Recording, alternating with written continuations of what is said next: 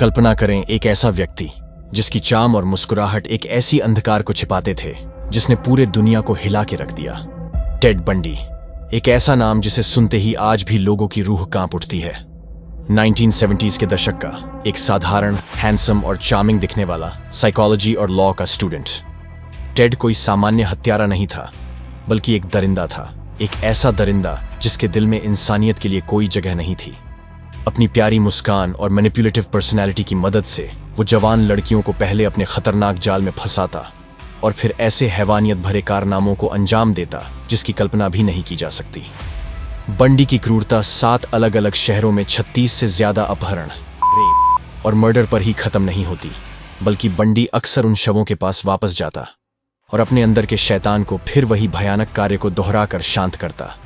मौत के बाद उन मासूम लड़कियों के शव बंडी के नेक्रोफिलिया का शिकार होते, जिससे उनकी पहचान कर पाना भी नामुमकिन हो जाता था। आखिर क्यों टेड बंडी ने इतने हॉरिफाइंग क्राइम्स को अंजाम दिया और कैसे पकड़ा गया अमेरिकी इतिहास का सबसे खूंखार और FBI का मोस्ट वांटेड सीरियल किलर? 24 नवंबर 1946 में जन्मे थियोडोर रॉबर्ट कावेल का बचपन काफी मुश्किलों भरा रहा।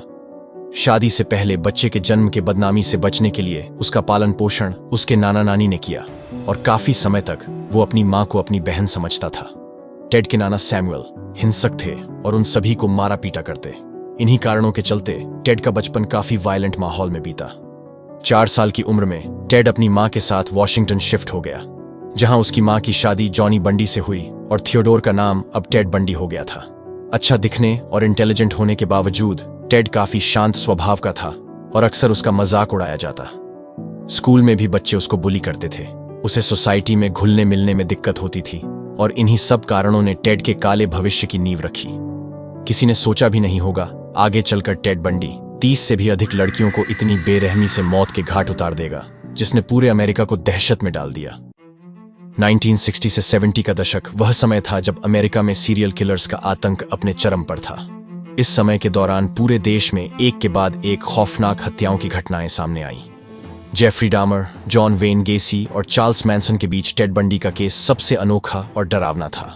एक हैंडसम, स्मार्ट और चार्मिंग पर्सनैलिटी के मुखौटे के पीछे इतना घिनौना चेहरा होगा, यह कोई कल्पना भी नहीं कर सकता था। बंडी से मिलने वाले लोगों को ना ही वो अजीब लगता और ना ही डरावना। वो काफी सॉफ्ट स्पोकन था। वही गेसी और डामर जैसे किलर्स लोगों को अनकंफर्टेबल कर देते। कहानी में आगे हम जानेंगे कि कैसे बंडी ने अपनी इसी मासूमियत का इस्तेमाल करके कई लोगों को अपने जाल में फंसाया। साल 1970 में टेड ने कॉलेज में साइकोलॉजी की पढ़ाई शुरू की। अपने गुड लुक्स और चार्म के कारण वो पॉपुलर होने लगा था और उसे अक्सर अलग अलग लड़कियों के साथ डेट्स पे देखा जाता। धीरे धीरे टेड बंडी एक इंट्रोवर्ट से कॉन्फिडेंट यंग मैन में बदल रहा था। टेड को शुरू से ही पॉलिटिक्स में दिलचस्पी थी और वो उस टाइम के रिपब्लिकन पार्टी का कट्टर समर्थक था, जिनका मोटो था अमेरिका में बढ़ते क्राइम को रोकना। टेड ने स्टेट रिपब्लिकन पार्टी में वर्कर के तौर पर काम शुरू किया और 1968 के इलेक्शन के दौरान कैंपेनिंग करने के लिए वॉलंटियर करा। तभी से उसकी जान पहचान पार्टी ऑफिशियल्स से होने लगी। वो न्यूज में दिखने लगा और अब उसकी पब्लिक इमेज भी बढ़ने लगी थी। समय बीतता गया और इसके साथ ही टेड ने अपनी अंडर ग्रेजुएशन पूरी करने के बाद लॉ स्कूल में एडमिशन ले लिया था। इन्हीं सब के बीच 1 फरवरी 1974 में 21 वर्षीय लिंडा के अचानक अपने घर से गायब होने की खबर सामने आई। अपनी स्मार्टनेस और सुंदरता के लिए पॉपुलर लिंडा एक होनहार स्टूडेंट थी और उसका ऐसे बिना किसी को बताए यूं गायब हो जाना कई सवाल खड़े कर रहा था। लिंडा के गायब होने के कुछ समय बाद ही जॉर्ज एन हॉकिंस भी रहस्यमयी तरीके से गायब हो गई। आखिरी बार उसे कॉलेज कैंपस से कॉन्सर्ट की ओर जाते देखा गया था, मगर पहले के जैसे इस बार भी किसी को कुछ पता नहीं था कि आखिर इस बीच उसके साथ हुआ क्या। पुलिस दोनों केसेस में अपनी इन्वेस्टिगेशन कर रही थी, मगर उनके हाथ पुख्ता सबूत नहीं लग पाया था और यह केस भी हजारों मिसिंग कंप्लेंट्स के बीच दबता नजर आया। पहले तो इन दोनों ही केसेस को साधारण मिसिंग कंप्लेंट्स के तौर पर देखा गया, मगर जब यह मालूम हुआ कि ऐसी 4 और वारदातें वॉशिंगटन के अलग अलग पुलिस स्टेशन में दर्ज हो चुकी है, तो ये खबर सनसनीखेज बन गई। अचानक अपहरण की ऐसी रिपोर्ट्स ने तेजी पकड़ी और 6 महीने से भी कम टाइम में 6 और वारदातों ने पुलिस की कार्रवाई पर सवाल खड़े कर दिए। अपहरण के बाद ना तो पुलिस उनको ढूंढने में सफल रही, ना ही उनकी लाश बरामद कर पाई। पूरा वॉशिंगटन दहशत के साए में आ चुका था। यह साफ हो गया था कि कोई सिर्फ खूबसूरत जवान लड़कियों को टारगेट कर रहा है और अब लड़कियों का अकेले घर से बाहर निकलना खतरे से खाली नहीं था। पुलिस पर दबाव बढ़ने लगा। वो हर गुमशुदगी की रिपोर्ट्स को खंगाल रहे थे, लेकिन कोई पैटर्न, कोई सुराग या कोई सस्पेक्ट नहीं मिला। मुश्किलें बढ़ती जा रही थीं। लॉ और साइकोलॉजी में डिग्री रखने वाले टेड के लॉ एनफोर्समेंट डिपार्टमेंट में अच्छे कनेक्शंस थे। वो सिएटल पुलिस डिपार्टमेंट के साथ काम करता और खास तौर पर महिलाओं पे होने वाले क्राइम्स पर आर्टिकल्स लिखता था। इन आर्टिकल्स में वो किलर्स की मानसिकता और ऐसी घटनाओं को प्रिवेंट करने के तरीकों का जिक्र करता था। इसी के बदौलत उसके पास क्राइम स्टैटिस्टिक्स और पुलिस डेटा का एक्सेस था और उसने इसका पूरा फायदा उठाया।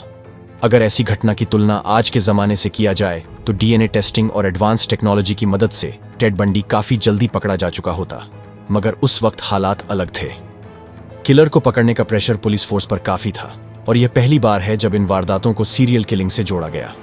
टेड बंडी केस से पहले सीरियल किलर टर्म का इस्तेमाल पहले कभी नहीं हुआ और ऐसा सोचा भी नहीं जाता था कि ऐसा घिनौना काम संभव भी है। हैंडसम और स्मूथ टॉकर होने की वजह से लड़कियों को टेड बहुत अट्रैक्टिव लगता। एक दिन टेड एक क्लब में एलिजाबेथ क्लोएफर से मिला और पहली ही मुलाकात में एलिजाबेथ को टेड से प्यार हो गया। एलिजाबेथ एक सिंगल मदर थी और टेड उसके बच्चे के लिए एक फादर फिगर बन गया। अमेरिका में लड़कियों के लापता होने की शिकायतें बढ़ती जा रही थीं। इसी बीच 14 जुलाई 1974 वॉशिंगटन के लेक सम्मामिश पार्क में एक बहुत बड़ा इवेंट ऑर्गेनाइज था। यहां हजारों की संख्या में लोग आए थे और इसमें कई लड़कियां भी शामिल थीं। सभी लोग इवेंट में एंजॉय कर रहे थे, मगर इसी बीच 2 लड़कियां डेनीस और जैनिस के लापता होने की खबर सामने आई।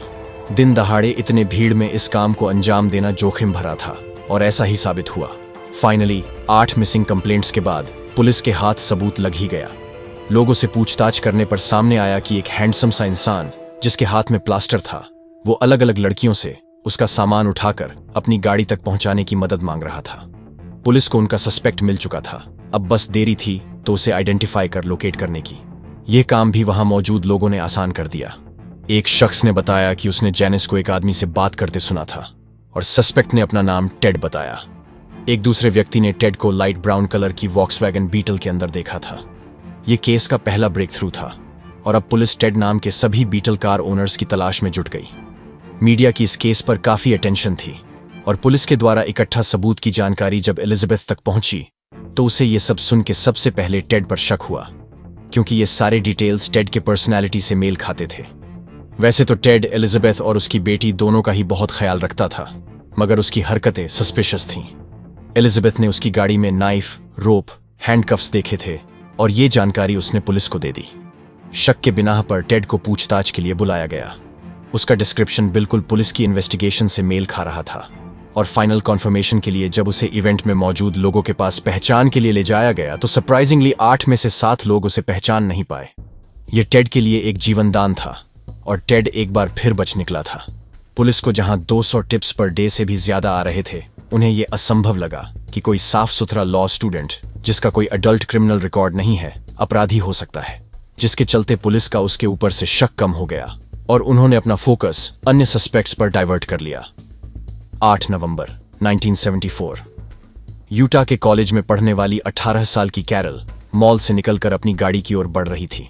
तभी कार पार्किंग की धुंधली रोशनी में पुलिस वर्दी पहने एक आदमी ने उसका रास्ता रोका। पुलिस का बैज अपने हाथ में लिए हुए इस शख्स ने कैरल को बताया, कुछ चोरों ने उसकी गाड़ी में चोरी करने की कोशिश की है और उनके खिलाफ केस दर्ज करने के लिए कैरल को पुलिस स्टेशन चलने को कहा। कैरल पुलिस ऑफिसर की गाड़ी की ओर बढ़ी।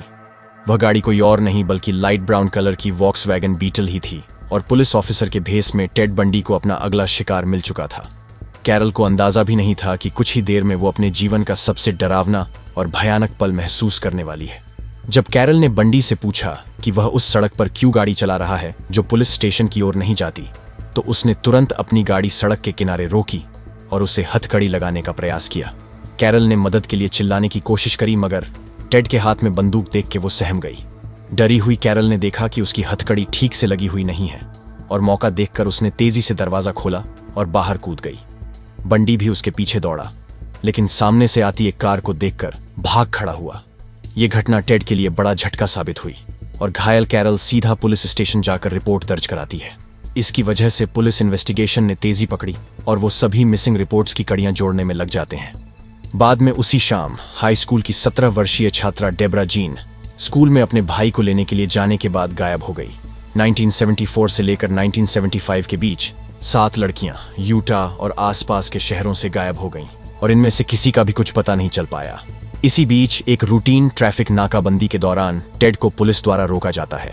गाड़ी की तलाशी के दौरान ग्लव्स, रोप्स, हैंडकफ्स और रॉड बरामद हुए जो बंडी के काले इरादों की ओर इशारा कर रहे थे। पुलिस ने उसको चोरी के शक पर अरेस्ट किया, मगर कड़ी छानबीन से वो बंडी को कैरल की किडनैपिंग के केस से जोड़ने में कामयाब होते हैं और 2 अक्टूबर 1975 को टेड को किडनैपिंग के जुर्म में गिरफ्तार कर लिया जाता है। टेड बंडी के पापों का घड़ा अब भर चुका था। उसका अंत नजदीक तो था, मगर ये कहानी भी तो अमेरिकी इतिहास के सबसे खतरनाक सीरियल किलर की है। इसका अंत इतना साधारण नहीं हो सकता था। अभी तो इसमें और रोमांच बाकी है। टेड बंडी ने कोर्ट में खुद अपना बचाव करने का फैसला लिया। आखिर वो एक लॉ स्टूडेंट था। इसकी वजह से अन्य कैदियों की तुलना में टेड को अधिक सुविधाएं मिल रही थीं। उसे अपने प्रिजन सेल में टाइपराइटर रखने की अनुमति थी, अनलिमिटेड फोन कॉल्स करने का अधिकार और बिना हथकड़ी के लॉ लाइब्रेरी में आजादी से घूमने की इजाजत भी थी। लेकिन टेड की मुश्किलें बढ़ती जा रही थीं और पुलिस उसके केस को लेक सामामिश पार्क के मामले से भी जोड़ने की पूरी कोशिश कर रहे थे। बावजूद इसके वो लगातार अपनी बेगुनाही का दावा करता रहा और कहता रहा कि उसे फंसाया जा रहा है। कोर्ट के फैसले की घड़ी नजदीक आ रही थी और फैसले के डर से 6 जून 1977 में टेड ने मौका देख लाइब्रेरी की दूसरी मंजिल से छलांग लगा दी और फरार हो गया। Good evening. Convicted Utah kidnapper Theodore Bundy has escaped from an Aspen, Colorado courtroom and remains at this hour the subject of a manhunt. Ted को आखिरी बार पहाड़ों की ओर भागते देखा गया था और भागने से पहले सिटी मैप रख लेने के बावजूद वो रास्ता भटक गया। 3 दिनों के बाद भूखा प्यासा टेड जैसे तैसे वहां से बाहर निकला लेकिन उसने देखा वो वहीं आ चुका है जहां से वो भागा था और शहर में कड़ी नाकाबंदी होने के कारण पुलिस ने उसे लाइब्रेरी से केवल 2 ब्लॉक दूर वापस पकड़ लिया। अब उस पर किडनैपिंग के साथ साथ प्रिजन एस्केप का आरोप भी जुड़ गया। जेल में उसकी सुरक्षा भी बढ़ा दी गई और कोलोराडो पुलिस ने उसका नाम कैम्बल मर्डर केस से भी जोड़ दिया था। टेड के ये हालात अब सुधरने वाले नहीं थे और मामला और भी संगीन हो चुका था। बंडी ने जेल में वापस आने के तुरंत बाद ही फिर से भागने की प्लानिंग शुरू कर दी। पिछली बार भागने की वजह से उसका तकरीबन 10 किलो वजन कम हो चुका था और बावजूद इसके वो और भी कम खाना खा रहा था। ये उसकी सोची समझी साजिश थी और जब उसका वजन काफी कम हो गया उसने जेल के छत में बने हुए वेंट्स को तोड़ा और उसमें से निकल भागा। 6 महीने बाद वो एक बार फिर भागने में कामयाब हो गया। पुलिस को 17 घंटे बाद टेड के भागने का पता चला। तब तक काफी देर हो चुकी थी और बंडी इतनी देर में शिकागो पहुंच गया। इसी बीच 15 जनवरी को जब नीटा नीरी देर रात अपने हॉस्टल ची ओमेगा वापस आती है तो वो देखती है दरवाजा खुला था और लाइट्स ऑन थी। अचानक उसने ऊपर से जोर की आवाज सुनी और कदमों की आहट के साथ एक आदमी तेजी से नीचे उतरकर दरवाजा खोल के भाग गया। नीता ने बाकी लोगों को जगाया और उसने देखा कि 4 लड़कियों पर बेरहमी से हमला हुआ था, जिसमें से 2 लड़कियों की मौके पर ही मौत हो गई। अगले कुछ हफ्तों में टेड बंडी ने कई और लड़कियों को अगवा करने की कोशिश करी, लेकिन हर बार असफल रहा, जब तक कि उसकी नजर 12 साल की किम्बरली लीच पर नहीं पड़ी। टेड ने पहले उसका करा और बेरहमी से मासूम सी बच्ची को मार डाला।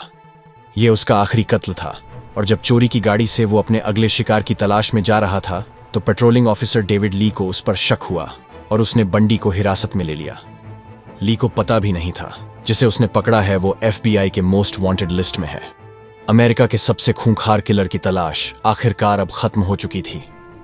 बंडी अपनी बेगुनाही पे अड़ा रहा, मगर तभी अदालत में प्रोसिक्यूटर ने ऐसा सबूत पेश किया जिससे बंडी का बच पाना नामुमकिन हो गया और अब उसे मौत की सजा से कोई बचा नहीं सकता था। ची ओमेगा में हुए मर्डर के जब फोरेंसिक प्रूफ सामने आए तो उसमें पाया गया कि बॉडी पर मौजूद बाइट मार्क्स बंडी के ही थे और जज ने बिना कोई और देरी के टेड बंडी को एग्जीक्यूशन बाय इलेक्ट्रोक्यूशन की सजा सुनाई। मौत को अपने इतने करीब देख बंडी ने डेथ सेंटेंस से 2 दिन पहले इन्वेस्टिगेटर्स को बुलाया और अपने सारे गुनाहों को कबूल कर लिया। उसने बताया कैसे उसने Seattle, Utah, Colorado, Florida, Olympia समेत कई और शहरों में मासूम लड़कियों को कभी गला घोंटकर तो कभी बेरहमी से पीट कर मारा और कैसे उनकी मौत से पहले और बाद में उनका शोषण करता और बेहद दरिंदगी से लाश को काट के अलग अलग जगहों पर दफना देता। उसे कुल 36 हत्याओं का दोषी पाया गया, मगर डिटेक्टिव्स की माने तो 12 साल की उम्र से ऐसी कारनामों को अंजाम देने वाले बंडी ने तकरीबन 100 से ज्यादा हत्या की होंगी। टेड बंडी का केस अमेरिकी इतिहास के सबसे पेचीदा केसेस में से एक था और आज भी मानना मुश्किल होता है कि एक आकर्षक और सबको पसंद आने वाले शख्स के पीछे इतना निर्दयी खूनी होगा। यह अमेरिका का पहला ऐसा केस था जिसका ट्रायल नेशनल टेलीविजन पर दिखाया गया और उसकी मौत का जश्न हजारों लोगों ने साथ में इकट्ठा होकर खुशी से मनाया। आखिरकार टेड बंडी के जीवन का अंत एक औरत ने ही किया, इलेक्ट्रिक चेयर की पावर ऑन करके।